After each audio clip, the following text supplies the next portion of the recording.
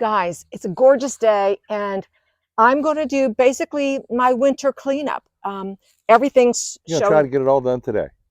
Well, may not get it all done today, but I'm going to get a bunch of it done. Good. But I want to, yeah. But I'm going to start first with the grasses, and I've already started. You can see some laying down. What I did, I just tried to tie it tightly with any kind of cording you have, that so that when it falls down, it's not falling on me while I'm cutting it, and it stays upright. And then I'll lay it down and I'll cut it into small pieces and put it on my compost pile. But now's the time to do it because of the fact that you want to get this old off of it so that it will start growing, and you want this yeah, I'm watching Reg as he comes through. I'm watching you. But what I'm using my big hedge trimmers to get in here and get this really cut. They are tough little stalks. They are tough little suckers. If you had a power tool, a power trimmer, use it. So I'm just like that. But I want my grasses to start getting the sun that it needs.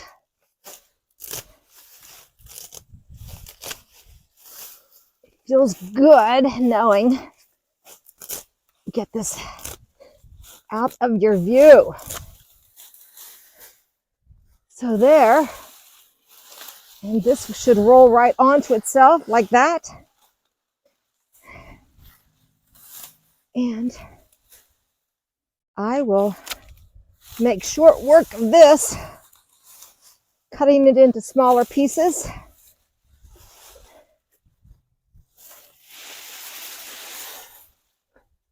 Midge is having a good time. Is Midge under these? No, she's behind you. Okay. So that's what I'll do. I will get these cut up in smaller pieces. Seems like a lot of work. Well, no, it's very, very, very rewarding. And then if I had my pruners, hand pruners, I'll be right back. In front of me is an invincible hydrangea. So I'm going to cut it back to the not the first bud. Reggie won't be able to see that. I'm trying. Yeah, this is better. You can see these buds coming out against my green glove right there. Perhaps, do you see it? Maybe not, but these buds are starting to pop. So I'm rounding what I need to round up. I'm taking off any little weak branches. These all grow on new wood. This is a real weak little bud, so I'm going to the next bud down right there. And just create a rounded form. And these are fairly young plants. What's this plant called? Is it invincible? Invincible? Invincible limelight hydrangea. Yes, invincible limelight. So you can get in here, any crossing branches, get those out, any little weak branches. Now's the time to do it. And again, I'll come back, rake all these things up.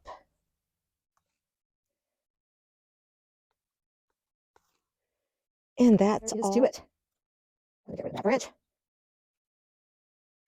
And that is it. Ta-da! That's down. The other thing we're going to do today is we're cutting back all the seed heads from the Sedum Autumn Joy. Once you start seeing these nice little green, I call them little rosette heads. Reg will get in here a little closer. Okay, hold still. Yeah.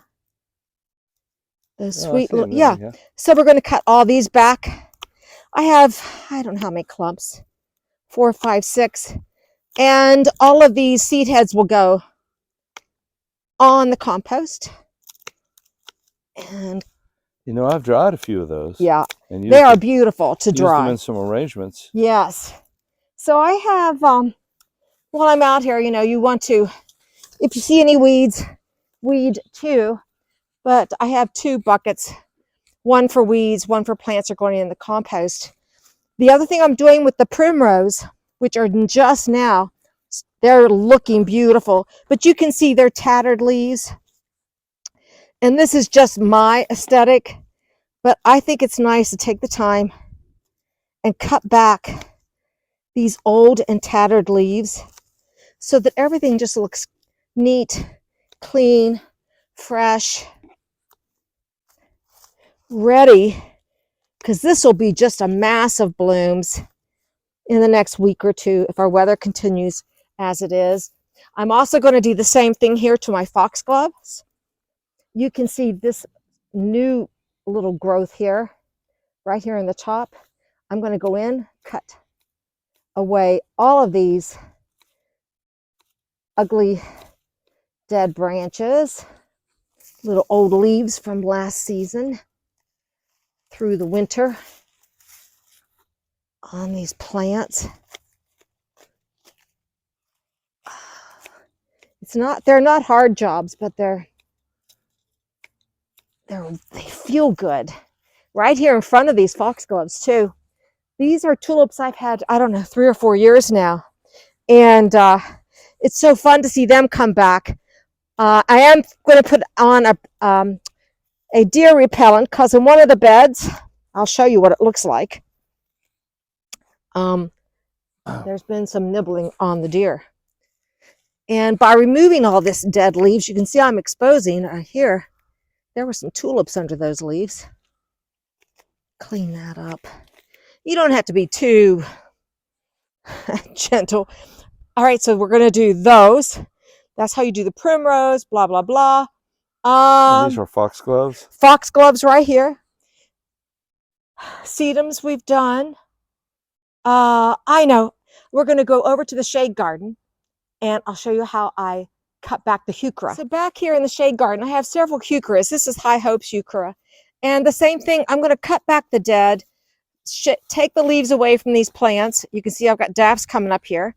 And just do a little cleanup so that the new growth, I can see new growth coming here. And it will just look so much better. This is Rose Granita right there, but she looks pretty clean, which is good. So with your heucheras, that's what you want to do. If they've heaved up a little bit, and I don't have one to show you, if I find any that are sitting up out of the ground, I will have to dig that in deeper. But for right now, you mean like maybe the change in the weather? Yeah, from the ground pops them up? freeze and thaw, sometimes they'll pop up.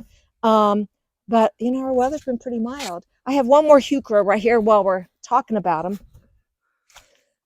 Next, this is a beautiful arborvitae fern. Love it.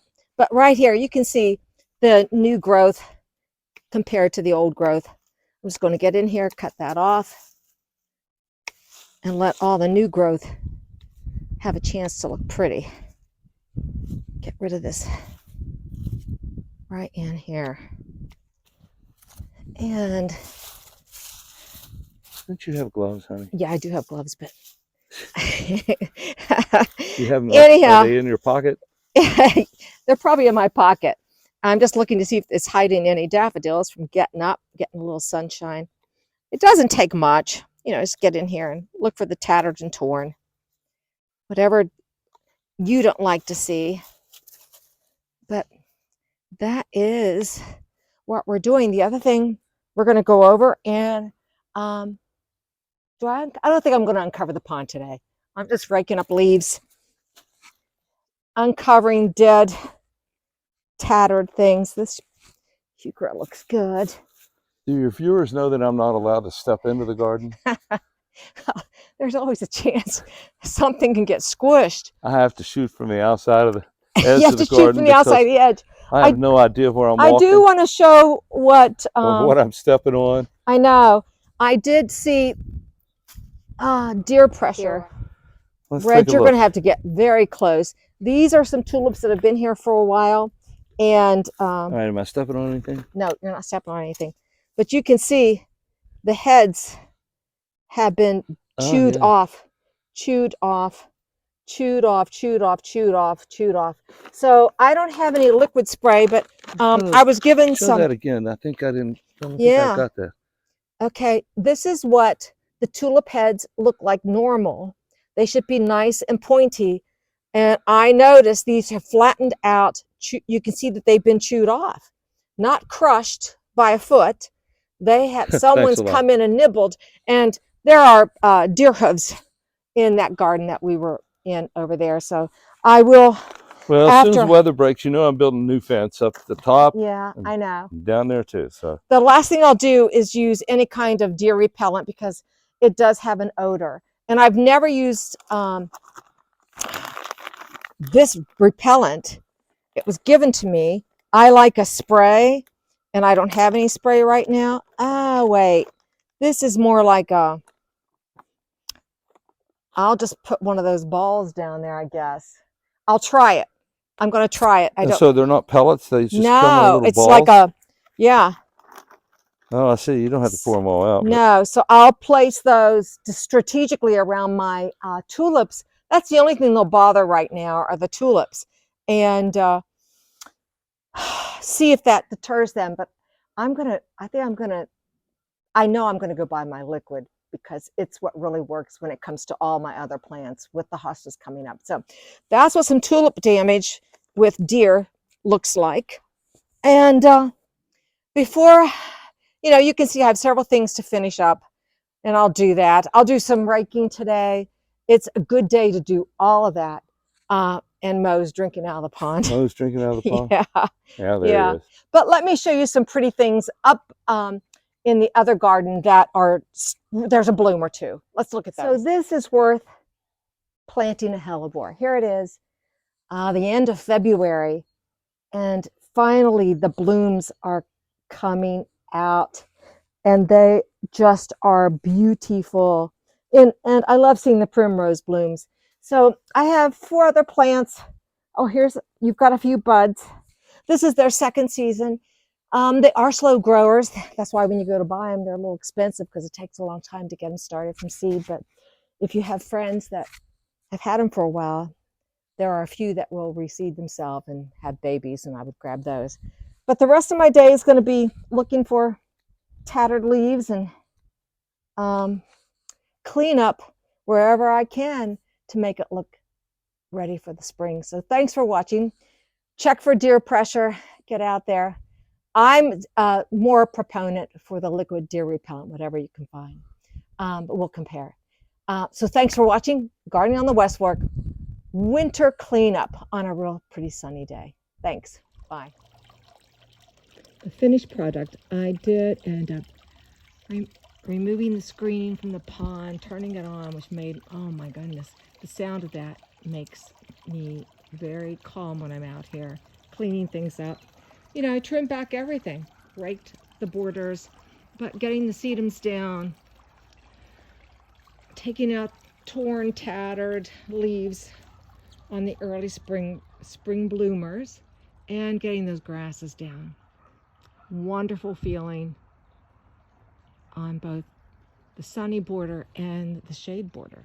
Getting over there, raking up all the leftover leaves from the Harry Lauder walking stick, and I feel real good about today. So thanks for watching. We'll see you the next time. Bye.